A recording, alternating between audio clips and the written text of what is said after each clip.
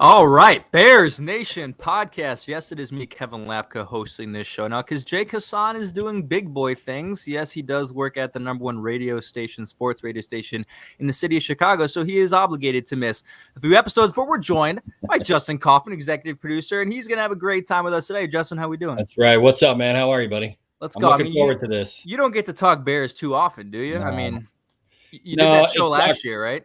Yeah, it sucks too because last year I did a ton of stuff, but this year I've been writing a lot for Axios because that's what my day job is. And to be honest, it got really it's getting really boring to write about the Bears. Because I write about everything. I write about every news story and talk about ward remaps and violence numbers, and then I'll get the Bears beat. I'm like, oh, this is psyched. I'm psyched. I get to write about the Bears.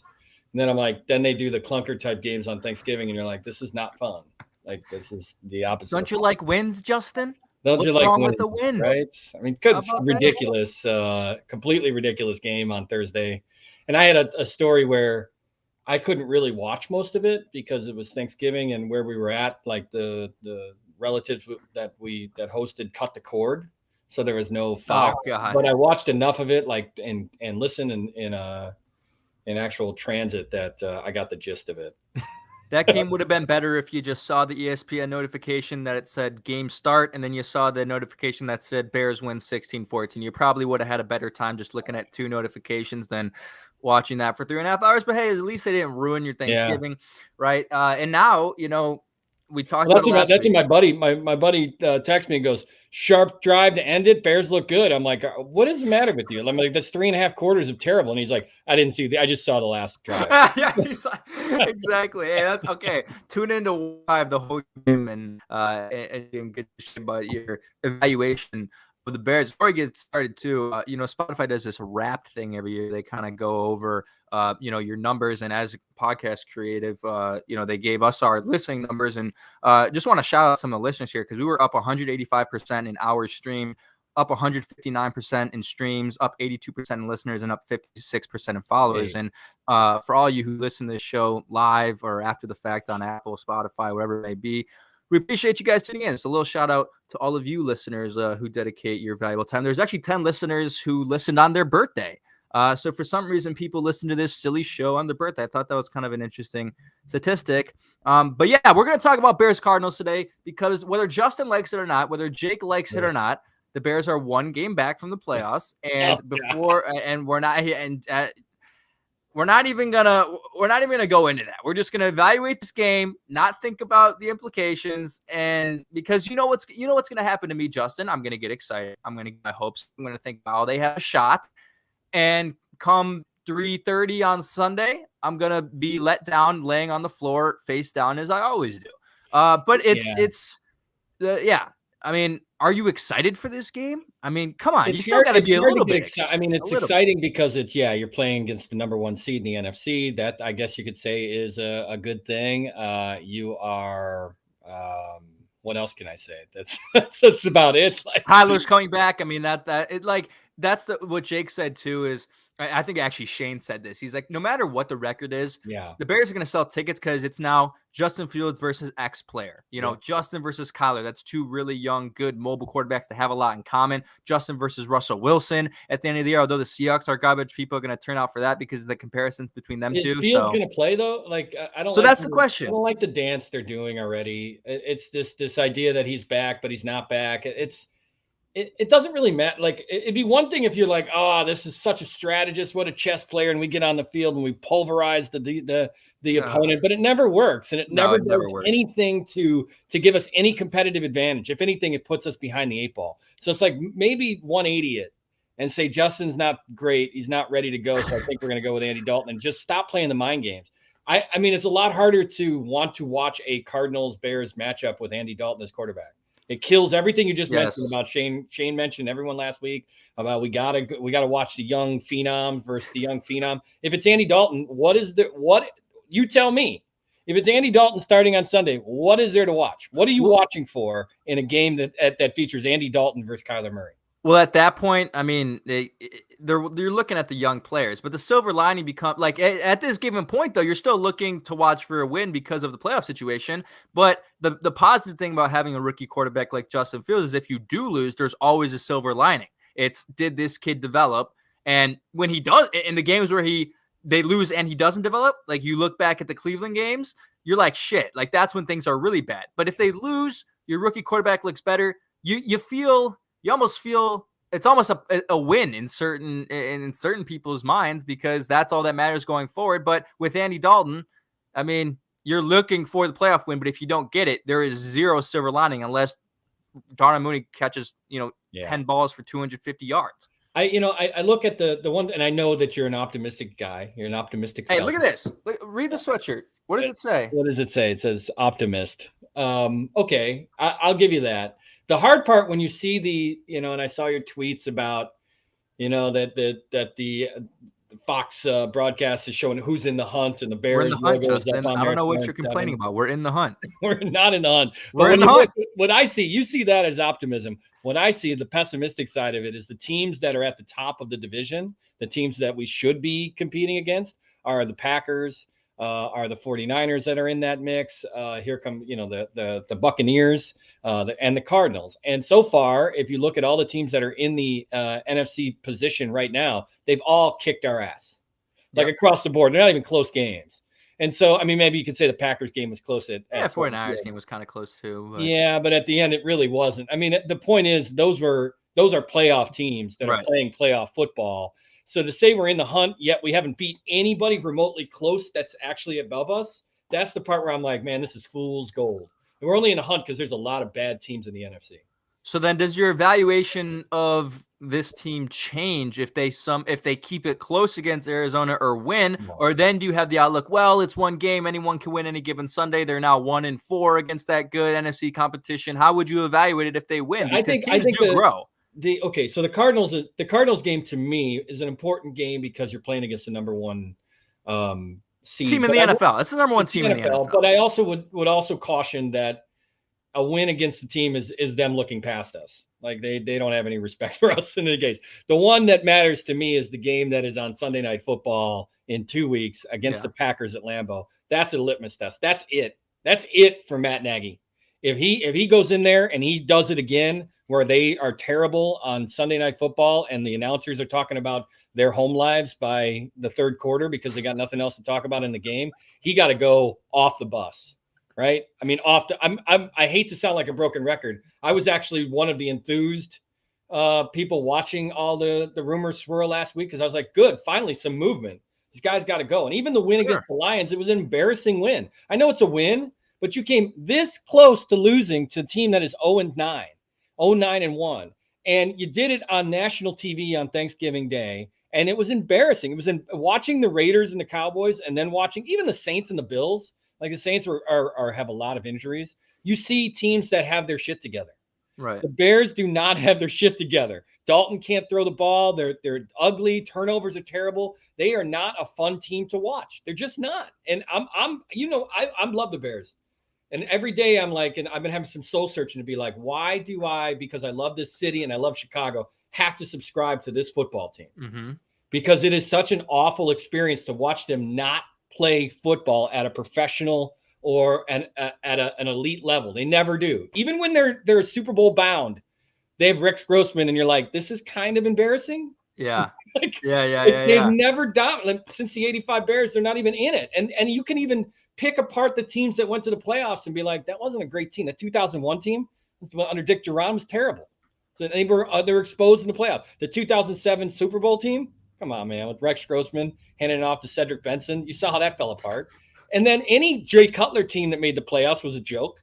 They've never been a team that will go sock somebody in the mouth and say, we're the better team on the field. They just don't do that in this organization. So I don't know. That's the kind of football team I want. And I'm not sure I'm ever going to get it from a McCaskey-led Bears team. Well, I think they can do it. You've seen them have games like that. And some things that, come to mind are Buccaneers game 2018, Rams game 2018. I mean, they went out there and socked those teams in the mouth. But a majority of those games where you do see that happen is because you're winning 13-3, and Right. the defense is socking them in the mouth. But you've never, ever, rarely, aside again from that Buccaneers game and a few others, have seen games where the offense is socking them in the mouth. And that's what, and quite frankly, the reason why you say that, why do we have to succumb to watching this team every week and succumb our eyes to this? Well, the reason why it's so frustrating, why it's so not enjoyable, because everyone, and I've said this for weeks, understands that in this age of NFL, you want to see high-powered offense. Everyone, whether they like it or not, would rather see a top offense and an average defense versus a top defense and an average offense. And everyone should want that because that's how you win in today's NFL. And when you don't get that, and the reason why it's frustrating is because it's a comparison game. Because you sit, like you just mentioned, you sit and you watch Bears-Lions for 3 hours, and then you sit and watch 3 hours after that of great offensive football, 66 points on the board, go to overtime, every possession is a touchdown, and you're like, and that comparison is just so, the difference is so drastic, and that's what makes it frustrating. And there are people, like myself included, I'll sit down and I'll watch those games, and I literally think to myself, how can the New York Jets put up 34 points? How can these teams score so consistently? It's like a mystery. It's like we don't even know. It's like we don't even know what it's like to do that on a consistent basis. And when you see even the worst teams in the NFL, the Dolphins, the Texans sometimes do it, put up more points than you throughout the course of a year, yeah, it's going to hurt. Well, it's gonna. I mean, the Bears put up 16 points to beat the Lions. I mean, let's just point it out that even with all of the strife and all of the rally around let's circle the wagons, let's get rid of these distractions. Let's find out who we are. They still only put up 16 points. On the lifeless Lions, who essentially handed the game to the Bears because they're worse than the Bears are. Okay, here's what I at a certain point you have to look at it as a fan and say, all right, so the Bears have invested their money into some pretty elite athletes, Justin Fields being one of them, Khalil Mack on the other side, and Roquan Smith, the defensive players, and Allen Robinson, who's the wide receiver. All four of those probably, we know that Mack's not going to play. This year, right now that neither of the other three play. And that to me is like, I mean, part of football and what I love about this game is there's a lot of luck involved. Teams that have their starters not get injured and stick around usually are teams that are over 500 and get a chance to go to the playoffs. Usually when a Bears team is good, it's because nobody's getting hurt, right? They really look into the past of Bears stuff. Some of the teams like the Patriots or even, some of the other teams that are perennial winners, they figured out how to, the scheme wins. They can do it without, without all their stars. But in Chicago, you got to be almost injury free. And this is not the year for that. The Bears have had a ton of injuries. They must have. I mean, I can't even think about Eddie Jackson just came back. It was nice to see him back doing nothing. Yeah. But you could see like all of the defensive players from Khalil Mack to Roquan. I saw a headline today that was probably the most depressing headline I saw all week, which is Bears not sure if they're going to put Roquan Smith on IR. You're like, that would be the worst, right? I mean, if that's the only reason we watch is to watch these athletes, not even the team anymore. Right. And so if Roquan Smith is out because they're like, what's the point? He tore a hamstring. Why rest him back? We suck. If Justin Fields are like his ribs are, what's the point? Play Andy Dalton. Then what's the point of watching? Right. I mean, you're right. No, you're absolutely right. If they don't have Roquan Smith in this game, they're going to lose. Now, if he went on the IR right now, they'd still make him a Pro Bowl nod for the season he had. I would imagine he would, and he deserves to be an All-Pro if he does finish the season. I can understand why they wouldn't if he doesn't. But you have a real George Bliss. Dalton stays next year. That I don't know if I've ever seen that take before. Don't know if I've ever seen. I mean, isn't he on a 2-year deal? No, 1 year, $10 million. I'm pretty sure. So no, that's not happening. Don't need it. Goodbye. But so looking at this game, Bears Cardinals now. Okay. The injuries are a question. Justin Fields, as far as what we know today, Wednesday, December 1st, return to practice, and they call it quote a pain tolerance thing. So what's going to happen is, so but there are people who have their issues with that because. Like you kind of mentioned, just go out there and tell us, is the rib injury destructive enough for him to not play or not? Like, I understand, and I think what a lot of people are going to point to, myself included, is last year in the semifinal game of the college football playoff, Justin Fields, it wasn't cracked ribs that he had, but he got destroyed by what was I forget the name of the Clemson defender. He got ejected for it, I think, later. But I thought watching that game, I thought he was going to be gone, out. Comes back, throws like 3 touchdowns after getting lit up in the ribs, and he's holding it every time. But this isn't not the college football playoff, semi-playoff. championship. This is a game against the Cardinals. But I think Justin Fields is such a good athlete and such a strong player that I think he will be capable of playing. If he's already practicing at this given point and it's a pain tolerance thing, you know what they have in the NFL? They've got enough meds and things to get you over the pain. But the question becomes, like I mentioned, is this going to damage his ribs further to where you're looking at issues going into next year in years forward? That's where you weigh the balance. I feel like that's been our every time Justin Fields hobbles off the field, that there'll be haters that are like, he shouldn't play at all. Why get hurt? So I don't like the fact that the Bears today said he's limited, it's a pain thing, but Andy's going to take the starting reps. Again, if he can play, man. Don't let Fields walk up there and take all the reps, and then afterwards go, how did it hold up? I don't understand why Andy Dalton is playing with the ones. They should know what he does. I don't understand why he needs to get reps with Darnell Mooney or Allen Robinson. That's the part I don't understand. And the idea that if there's any place where Matt Nagy thinks he could win with Andy Dalton over Justin Fields, again, he is proving to us as a fan base that this is not the coach we want. He probably didn't want Justin Fields to begin with. He's a guy who's like, I like my tried and true redheads who throw 4-yard curls. That's my thing. That's I liked Alex Smith in Kansas City. I didn't like the Mahomes kid behind him. There's a lot of that where you're like, I don't know what to say, man. Here's what I'll tell you about the Arizona Cardinals. This is what I know about them. They are a team where Kyler Murray, and I don't know if Hopkins plays. He's been out, but he's going to play. He's practicing already. I think he's going to play. Yeah, so he's coming off a bye week.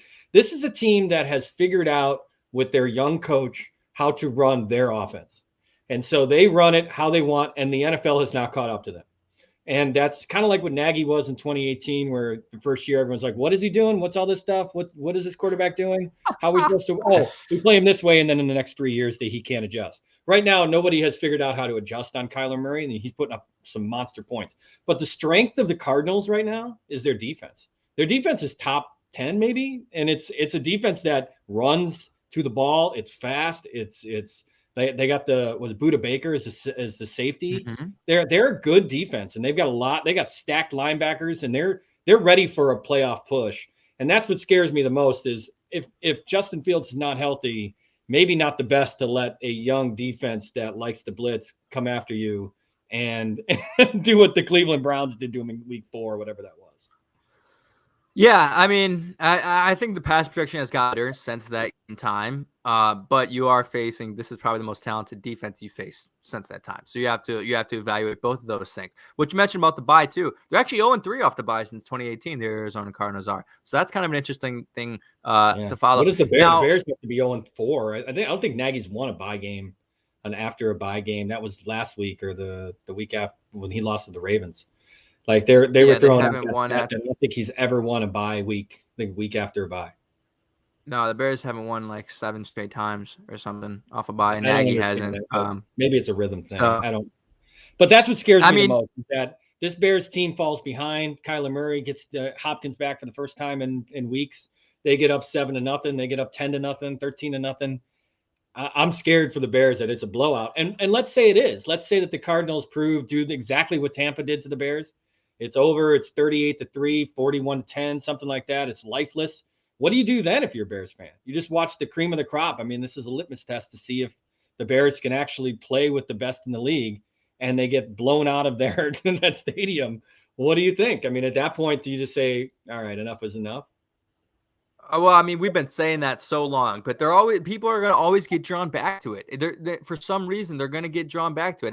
Even if they lose in large fashion, again, there's going to be Bears fans they're ridiculous and they're brainwashed, quite frankly. And the McCaskies have brainwashed every single Bears fan. Now, I don't think they're going to get blown out because the reason why I say that is all 4 of those major blowouts from NFC teams. Aside from, I'm not going to consider the Packers game a blowout because that game was close to the end and it was that late Rodgers score that put them 24-14. But Bears Rams 34-14 in LA. Bears Bucks 38-3. You know, in they Tampa. lost to the 49ers in Tampa. Exactly. So Where is the Cardinals? Is the game at Soldier Field or is it Arizona? Yeah, it's at home. And that's why, and All this right. is, and going back to why Bears fans are brainwashed is, Justin, the stadium's going to be packed. It's going to be a sold out crowd at Soldier Field because the graphic went viral on Twitter. People want to see Justin Fields, and everyone already has their tickets bought. You know, no one's buying tickets at this given Soldier moment, and they're Field, just well, at this Kevin, point hoping. not unlike Ohio State, where you work at and do everything. I mean, it's an experience to go to Soldier Field. I mean, people go down there to tailgate. They go down there. They buy those tickets in advance. They're season ticket holders. They don't give a fuck. They don't care if they win or lose. We have not been in a situation where teams, maybe when it gets cold out, when it's -10, you know, that's when you'll see Bears fans don't want to go see a 4-12 Bears team. But for the most part in Chicago, those are hard tickets to get. There will be people there because it's a total experience. That is, I mean, everyone's talking about Arlington Heights and all that kind of stuff. And I get that there's a lot of infrastructure issues getting in and out of Soldier Field, but the actual experience of a Bears fan, like that's a full day experience. There's not a lot of experiences like that. That's why people go to Wrigley Field. They don't care Patrick Wisdom and crew is on the field. The Sox don't have that luxury.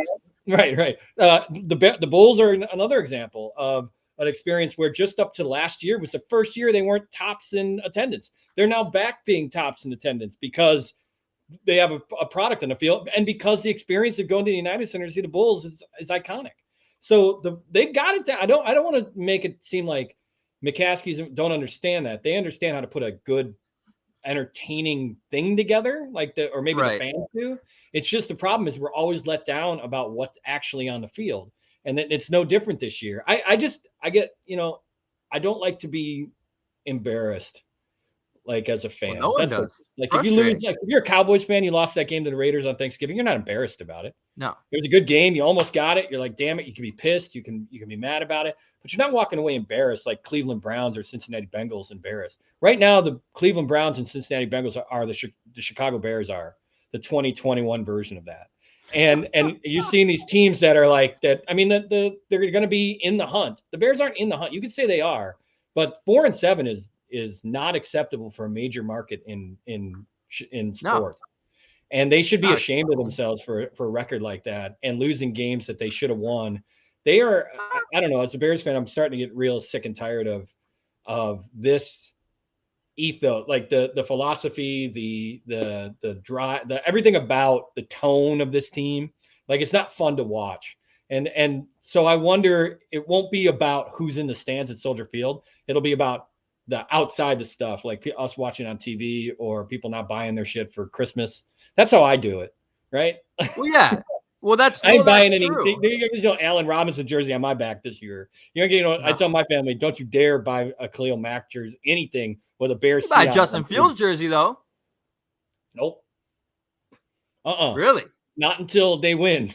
I don't give a shit. I don't need a Justin Fields jersey. I don't want any Bears paraphernalia until they have a winning record. So you lose all of that income that I'd be buying for my brother, get something for my dad, get a stocking cap for my son, whatever it might be. I'm not doing any of that shit because the product on the field is actually below subpar. So they lose. Do you think that's actually realistic? Do you think because we've been talking about this for years now, you gotta make a statement, man. You gotta make a statement to ownership by not buying their product. And everyone thinks that's a grand idea, and it's never actually realistic because they have so many different sources of income that a select group of people not buying their shit isn't going to change anything. And that's why it's frustrating. And that's, I think, part of what that has to do with is that's the luxury of being in the Chicago market. Yeah. You're a global franchise and you're third biggest city in the country. There's people out there who don't care enough about the product on the field. They just want to, support the team because they want to be able to wear it to school or wear it to work because the logo looks cool or they like the colors, and people are going to buy those things. But the thing that I bring up is, and I've said this for weeks now, for months now, is the difference. If you're talking about income, you're talking about money, and you're talking about this is the things that the McCaskies care about, and they keep a very close monitor on where their money is coming from and how they are getting it. They will keep a monitor on how much of their current income is coming from one player, and that's Justin Fields. So they recognize that. That's what matters to them. And that's man. You're an Ohio And State homer. You love Justin Fields like that's you can do no wrong. it's not about Justin Fields though. It's about the Yeah. comparison to them valuing him more than Matt Nagy and them valuing him more than, the other aspects. And when it comes down to it, that's why I think they're going to choose Justin Fields and what's best for his future over whatever allegiance they may have to Matt Nagy, because that's what gets them the money. That's important. If that's and clearly that's what they care about to a certain extent. I don't know. You'd probably say 90% of their care goes to the money, 10% of their care goes to what results on the football field. And if a good portion of that money is derived from one single player, they're not dumb enough to not take notice of that. And the thing that I brought up to Jake last week that I want to bring up again is, and the topic of, Nagy and his future and whatever may happen, think about in what world, in what scenario is Nagy here for as long as Justin Fields is here? I'm talking, broad view, 5 years. There's no, even the McCaskies are smart enough to know there's no realistic in any alternate universe that Matt Nagy would be here for at least Justin Fields' rookie contract. And the allusion I made to that was, look at all the greatest quarterbacks in this league for the most part. They've had the same head coach. Tom Brady and Belichick, Rodgers and McCarthy, Breeze and Peyton, Flacco and Harbaugh. The list goes on. I mean, the greater quarterbacks in the league did not cycle through 3 different head coaches, over a span of 10 years. And if they value that and they recognize that, then yeah, Nagy's and they understand that, then why would you even bring him back for 1 more year? Why would you even bring him back for 2 more years, even if he just makes the playoffs this year, or even if he just gets back to 8-9 or 9-8? So those are the things that, we have to consider. But back to the game and what the Cardinals present, something I find interesting is everybody is hyping up the fact that Kyler's back. Kyler's back. Let's go. He's back. He's been off injury. Yeah, he hasn't played since week 8. His last game in week 8 was not great. He threw for 274 yards, had 2 interceptions. He fumbled it, I think.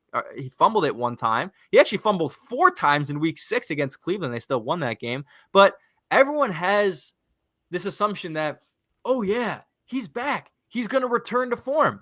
And no one ever thinks about the fact that, oh, he's back, but he's coming off injury. He hasn't played football since week 8. And how do you stop? But if you're the Bears, and let's say that you do not have Roquan Smith, and let's say that you don't have Khalil Mack, and you're working with a couple of corners that you brought off the practice squad, what's the game plan? What's Sean Desai's game plan to stop the Arizona Cardinals offense, which has some really great receivers, has that rookie kid from Purdue who hasn't done much, but is Moore, who's around, and a pretty good running game with James Conner has become like actually a go-to guy. I mean, he's putting 2-3 touchdowns up a game. So how do you stop that offense, even if they're coming off injury? How do you attack it? How do you stop it? How do you attack any of that? I mean, to me, it's blitzing. Honestly, like, you want to catch a team off guard, this is the time to do it. Why? Because the Bears still rank second to last in the NFL in blitz percentage. So if Sean Desai set up a game plan and said, the Arizona Cardinals do their homework, they know our blitz percentages, and then you go out there and you do what the Dolphins did to the Ravens a few weeks ago on Thursday Night Football and just blitz 40% of the time, you're going to catch a team off guard. And with Kyler coming off injury, you have the perfect opportunity to do that. I have a feeling they're going to run the ball heavy in the first quarter. Coming off injury, the running game's been working. Coming off the bye, let's get acclimated. Let's run the ball. Let's get into rhythm on offense. Then DeAndre Hopkins is healthy. Let's take our deep shots later and let's blow this team out of the water. I think that's what they're thinking. Now, I could be wrong. Cliff Kingsbury's a smart guy. He could also say, screw it. We're coming out of here. We're throwing an 80-yard pop. We're taking our foot off the gas pedal. But I would more than likely say that the former is going to be what is going to occur. So if I'm Sean Desai, quite frankly, if my one criticism of him all year has been his blitz percentages. I mean, I understand you don't have talented players to do a whole lot of corner blitzes and to go into nickel packages and blitz from those scenarios because you don't have the guys to do it. I get that, but you can't be second to last in that category, especially when at least before the past 2 weeks their pressure rates have been low. I mean, Robert Quinn could break the single season sack record, but aside from that, their pressure rates haven't been great. I mean, Jared Goff had like an 80% completion percentage last week. He's sitting in the pocket all day. So yeah, Robert Quinn might get a few sacks every once in a while. Your overall pressure has to be higher. And Justin, you want to talk about watching fun football? You want to talk about what happens? Yeah, fun mostly comes from the offensive side of the ball. Where else does fun happen? Takeaways. There's nothing more electrifying than a pick six. There's nothing more electrifying than a I mean, the Bears are pretty much takeaways. Okay. So in 2018, the Bears were a takeaway machine. In 2019, one of the best in NFL history. Yeah, 2019 and 2020, drip, drip, nothing. This year has to be even worse. Like I just don't. Are they turning the ball over like historically low? I feel like there's not a lot of plays that are being made on the defensive side of the ball. Once in a while, they're doing great. I think they're doing okay on third down, where you're seeing a Robert Quinn get there and force the quarterback to throw it away. We saw that with Baker Mayfield. That should have been a 16-0 game for the Browns, but it was Robert Quinn and Khalil Mack that kept the Bears in it. But I mean, once you get past that and Roquan Smith stopping the run a little bit, I mean, God, you don't have the takeaways. This team, and a lot of this has to go back to Ryan Pace. And I don't want to get all negative about it, but you look at the beginning of the year, you look at the offseason and how they were trying to get under the cap. The two places that they were weak and decided to roll the dice on were the offensive line, which has come together nicely in the last couple weeks, but may have been the most atrocious offensive line in Bears history earlier in the season when they let Myles Garrett just go wild. And the secondary. They decided that the money they were going to cut would be Kyle Fuller, and they didn't upgrade at all. They rolled the dice on Vildor and Artie Burns and all these other kind of guys that kind of filled in at the end of last year, and they miraculously failed. This is not a good defense secondary, and you can't do – Sean Desai can't blitz because he can't put Kendall Vildor on an island. And you're seeing it. And the secondary has got worse, and Eddie Jackson was exposed. It is, I mean, there has to be some culpability has to be on the general manager to say, you rolled the dice that you could get away with having a second quarter that was kind of meh, and it blew up in your face in the way that you're seeing no takeaways, no turnovers, and now you benched the kid because you were completely wrong in the fact that you thought this guy could handle being a starter in the NFL. I mean, I don't think that sole decision though has determined their success here. And I mean, yes, it's influential for sure. Dude, but I would beg you. You're the statistician of this podcast. Go see how many times the Bears have blown coverages and how many times that stacks up against the NFL average. Because that blown coverage against the Ravens, where they let Sammy Watkins open at the end of the game. Yeah. I mean, who does that in the NFL? That's Chris Conte level bullshit. That was bad. But you do it with 1 minute to go in the game when the game's on the line against a backup quarterback. And you saw it in week 1 against the Rams, completely out of place. That was bad. There's a lot. I mean, down the line, you're seeing bad. I could go down game after game and go, yeah, that was bad. They have been like historically bad as a secondary. Eddie Jackson didn't tackle at the beginning of the year. Then he got hurt. And he was out. Vildor's been awful. Who's the nickel corner? Duke Shelley? Yeah, at times it's Duke rotating with who? You know, what's the other guy's name? I'm blanking on. Come on, dude. We're week 14 or whatever. Who's the other guy's name? That's not a good sign. Why am I blanking on it?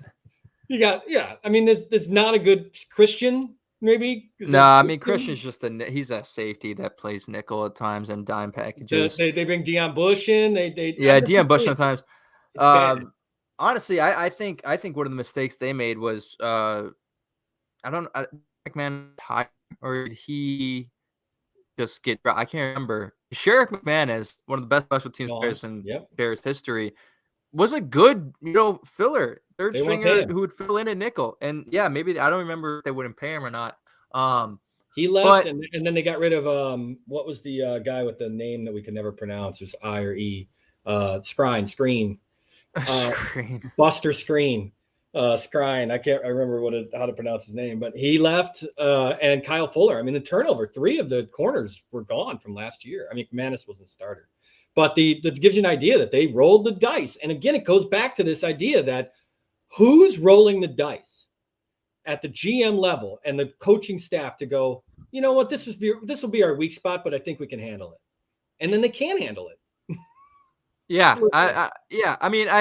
like you rolled the dice a little bit, but quite frankly, you still look at the defensive roster and you still look at the way they've played, and it hasn't been bad. Like from a scoring standpoint, it hasn't been bad. Like the defense has pretty much kept you in most of these games to a point where in the fourth quarter now, the defense has kept you in it with a chance to win. Aside from the anomalies like Xavier Crawford. Xavier Crawford does Xavier that sometime. Crawford. Come on. That guy That's is what we're terrible. talking about. Xavier Crawford. Yeah. But aside from Rams, Buccaneers, all those other games, man, were winnable in the fourth quarter thanks to the defense. 1-score games in the fourth quarter. Yeah, So they haven't been historically bad.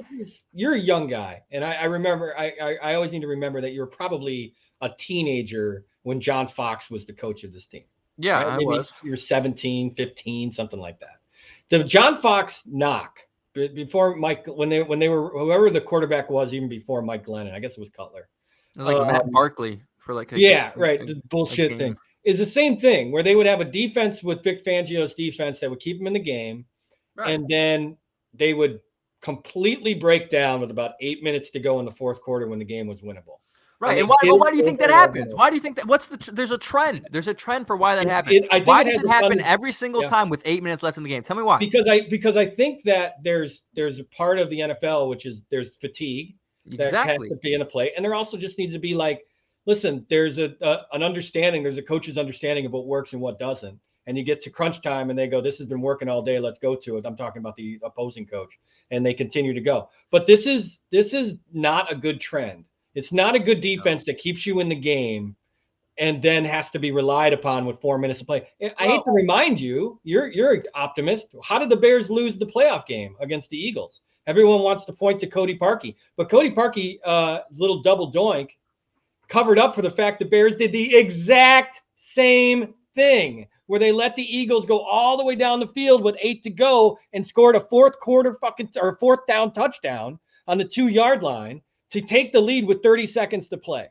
That is the MO of this Bears defense, whether it's Vic Fangio, whether it's Sean Desai. They've been doing this shit with Khalil Mack or without Khalil Mack for 10 years. It's not about the MO of the Bears defense, though. It's about the MO of the Bears offense. That's the whole problem. And then think about if you're a defensive player, right? And you have zero faith, you know you're going to be on the field. Even if you get a third and out, you get to sit on the bench for maybe a minute, 30 seconds. Then you got to put your helmet back out and put your body on the line again, 2 straight times. If you're a defensive player coming down to it in 8 minutes left to go, you have zero faith, and rightfully so, zero faith your offense is going to win you the game. I have a feeling that sometimes the defensive players might say, look, I have to take matters into my own hands and try to do too much and try to make a play and try to jump a route that leads to a coverage and try to do too much. And we gotta make the play on this side of the ball because we have zero faith that the other side of the ball is going to do it.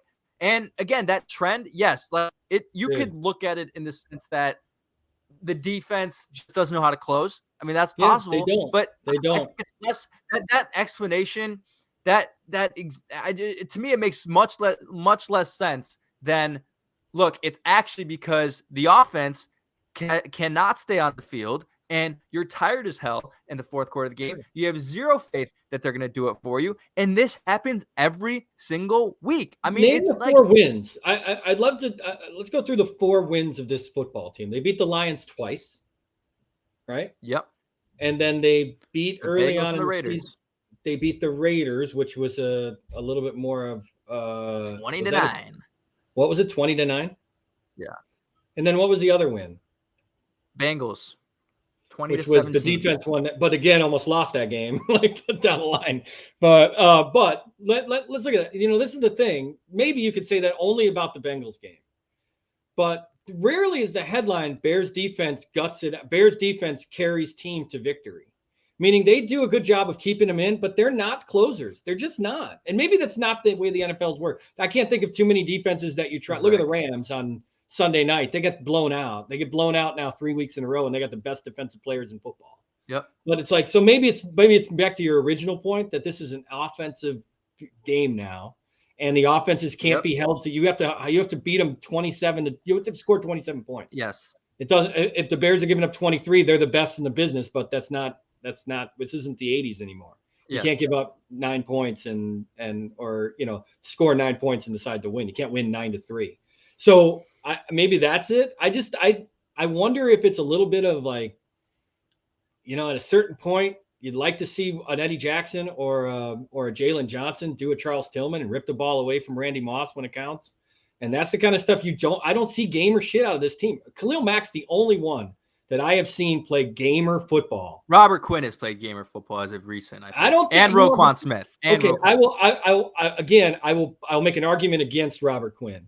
He's Robert hustled, man. He's playing hard. You got to give him that. He's going after the ball too when he chases as the a guy who quarterback. writes these summaries for. I was watching the Ravens game, and Mm-hmm. he had 2.5 sacks before the first quarter ended. Yeah, he ended with 2.5 sacks, meaning he's a great first half guy. He disrupted the shit out of the Browns. He has not shown up in the second half. That's fine. That's just all Bears. The same with Roquan Smith. Roquan Smith is an amazing player, Pro Bowl level, making plays all over the place. But I think it was Tony Romo said in that Ravens game, it's probably not a great thing that Roquan Smith is getting all these tackles because he's bust. That means that the runner is busting through the defensive line. It's the Brian Urlacher problem where it was like Urlacher was getting all these tackles, but that's because they were getting 4 yards before they even touched him. That's a prop. So Roquan, who has been great, is also a guy who I've seen trailing plays and fucking up in the fourth quarter in that Ravens game. And that 49ers game, we don't mention that either. The 49ers, we had them beat too. When Justin Fields rolled out and made that explosive play in the fourth quarter that was a fourth down, wasn't it? Where he rolled out the other way and he scored the touchdown. That was an amazing play. That gave the Bears the lead. It took the 49ers 30 seconds. Oh, Niners. Yeah, Niners. It took the 49ers 30 seconds to roll down to go down the field and beat the Bears. It was like they weren't even concerned about it. They ran it right down their throat. And then the Ravens with a backup quarterback did the same thing. So there's something on the Bears defense where none of these offenses that are coming into Soldier Field are afraid of the Bears. And so they're with 2 minutes to go. Maybe it is a confidence thing where the offense is like, we can score on this crew.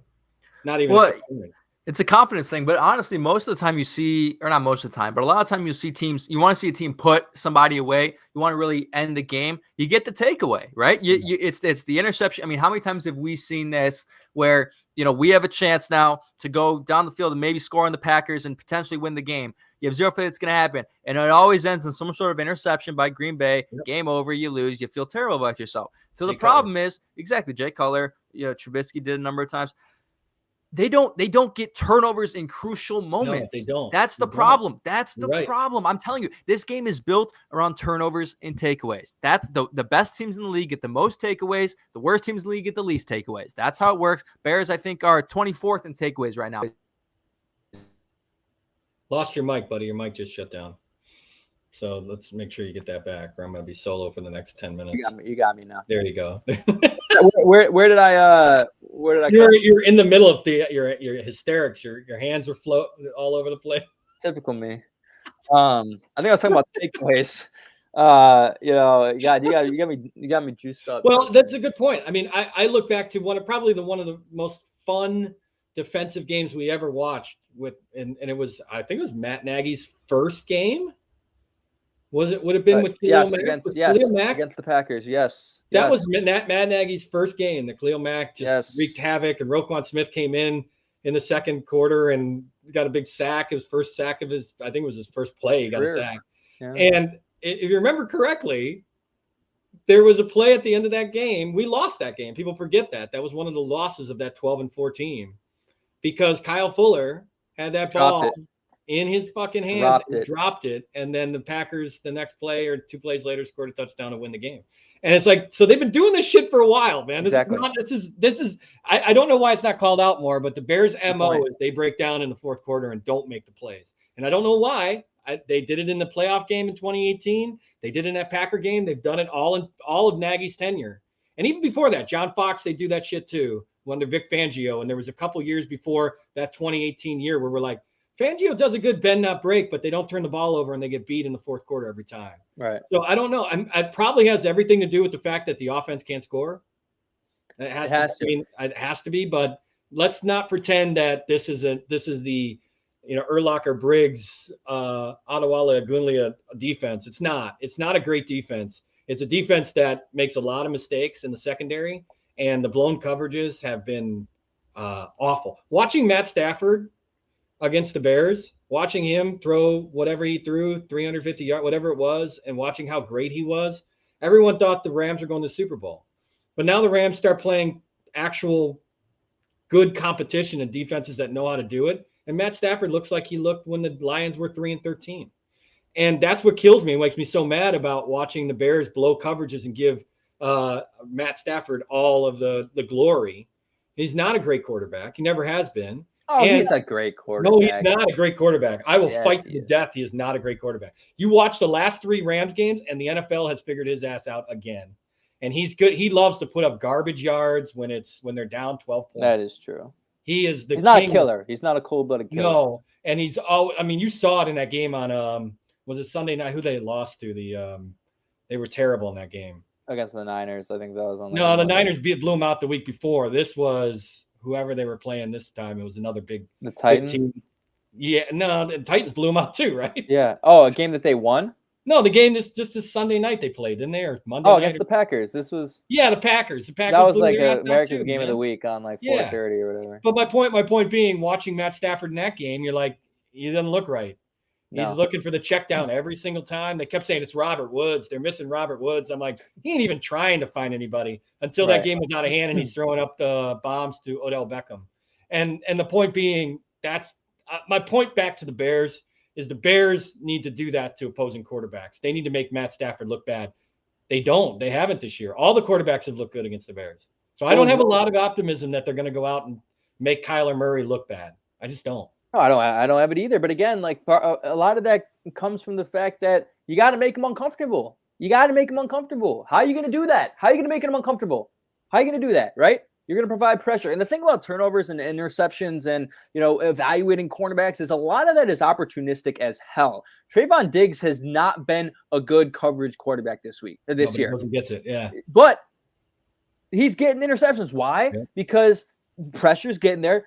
Quarterback's forced to make a bad throw. Trayvon Diggs is there. He's a good ball. He's a good ball player. He goes after the ball. He's good at ball hawking. He's like Eddie Jackson type. Maybe people haven't understood the connection between why Eddie Jackson's numbers have went down versus. I want to see that correlate. I'm going to do that this week. I'm going to put together a correlation between Eddie Jackson's interceptions in 2018 and in 2017 when he was getting other takeaways as well, and then the pressure rates from those 2 years versus the pressure rates from 2019 to 2021, where he's had 3 interceptions over the course of 3 years. Does he have an interception this year? I don't know if he does. I don't think he does. But again, like Eddie Jackson, paying him a lot of money, man.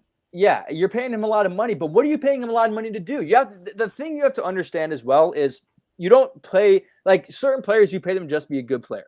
Certain players you pay them because they have a certain skill at something. Tyreek Hill is a really good football player, but you pay him a heck of a lot of money because he's fast as shit, right? Yeah, that's why you pay him so much money. He also, I mean, but here's makes me so mad about Matt Nagy and the quarterbacks and even Justin Fields to an extent, although I'll give him credit because he's a rookie. But to watch the Chiefs, to watch this Chiefs game, or Packers do it too. Aaron Rodgers is amazing. They are able to get Devontae Adams or Tyreek Hill, who everybody knows the ball is going to, open.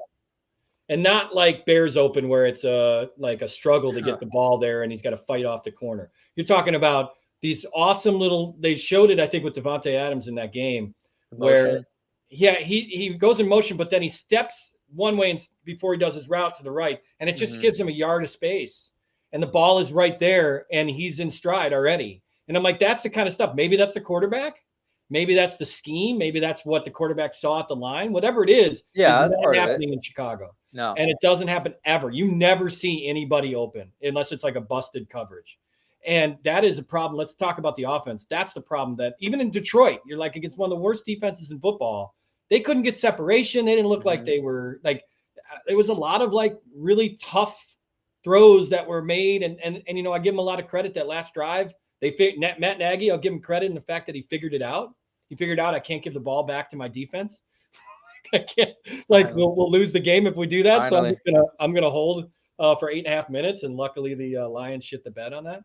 But that's the thing that you don't see, and I don't see Andy Dalton doing that. That's the thing. Like you want to say it's a rookie thing, but I don't see Andy Dalton deciphering a blitz and being able to get the ball to the wide open guy where he's supposed to be. It's always the same kind of thing where he's throwing it into space and we're hoping it's not picked off. So I don't know. There's something about scheme, man. There's something there. Yeah, there's both sides of the ball that's not right. This team is not right. We can act if the Bears go in and beat the Cardinals and beat the Packers and they end up being 6-7, then I guess we can talk, right? I mean, you put yourself in this Of course situation. you could talk. Well, that's why like You'll be under 500. Yeah, but you'd probably be in the playoffs. So in both those games, you'd probably be in the 7th seed.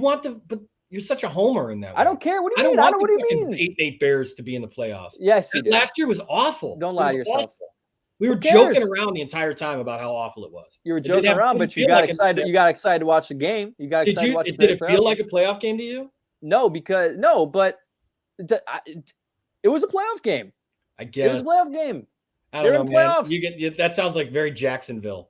We made it. What does that mean? We made it. We made it to the playoffs. That's not realistic though, because it hadn't been a long time since they made it. If it had been 47 years, yeah, that makes sense. It was 3 years. 3 years. I don't. And yeah, if you're looking at if you are a National Football League, this is what on this podcast. You should get other people who do other podcasts, like to do podcasts for other teams to evaluate what they think of the Chicago Bears.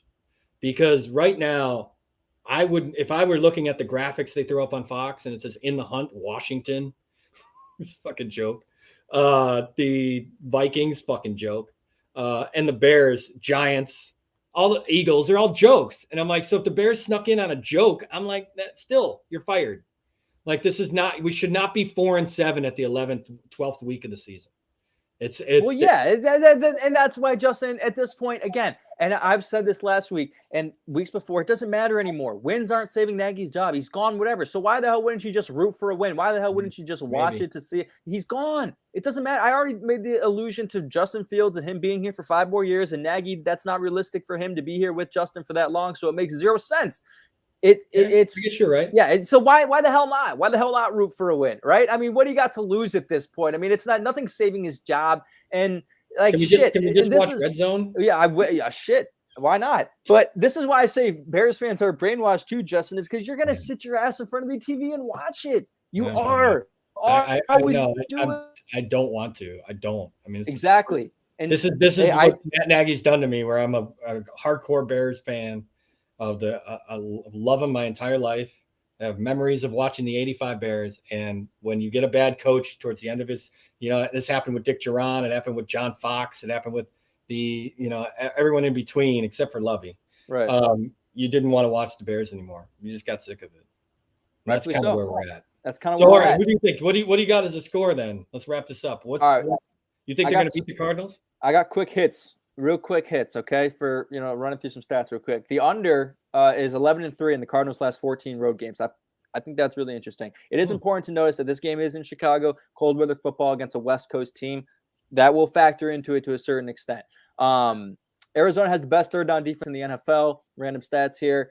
I find it interesting that in the 2 games that Kyler Murray threw 2 interceptions, they won barely against Minnesota 34-33, and they lost to Green Bay 24-21. So again, we talk about those takeaways. Arizona has the best defense in the league against tight ends. So honestly, don't come here and yell at us and yell at Matt Nagy for not throwing to tight ends, because this is the best defense in the NFL in tight end coverage. They got like really good linebackers on the Cardinals. Yes, they have real good linebackers, and like you mentioned, they play really fast, and that's what helps about covering tight ends. Their defense is allowing the 3rd least rushing touchdowns in the league to opponents in the red zone. So look for them to not run the ball in the red zone. If Matt Nagy does his homework, he'll know not to run it into their teeth. Try to take a one-on-one with Jimmy Graham. Try to take a one-on-one with Allen Robinson. All that being said, they're not going to win the game. I can't pick. I am in no place to pick them to win. The spread is 8, and I would take this. I'll take the Bears on the spread because I think they'll keep it close. And like I mentioned, cold weather December game in Chicago. It's going to be ugly. It'll probably be 17-13. That's probably what I'll go with. I'll go with 7. Actually, I'll go with 17-15. For some reason, that feels right to me. Kyler coming off injury. I could be completely wrong.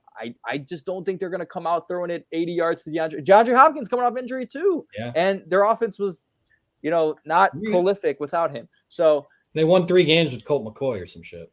They won like 2 games with Colt McCoy, and then they got. That's what I mean. It's so the Bears at Colt McCoy would be a disaster. But the Bears have Andy Dalton. If Andy Dalton starts, I think it's a blowout. If Justin Fields starts, right. But I think it'll be more interesting. Yeah, absolutely. So we'll keep our eye on it. Hopefully, maybe they pull off the miracle, and we're singing the praise. Put the Jenkins kid in, man. I want to see that kid play. Yeah, that's true. If they go down big, put Jenkins in. Put him at left tackle. Put him in now. Who gives a shit? No, don't put him on now. Jason you can't Peters, risk it. You can't risk a back injury. He's come practicing. on. He's healthy, right? He's practicing. Yeah, he's quote unquote healthy. He's quote unquote healthy. He's not healthy. He can play, but he shouldn't. There's a difference between can and should. I don't know, man. So just play.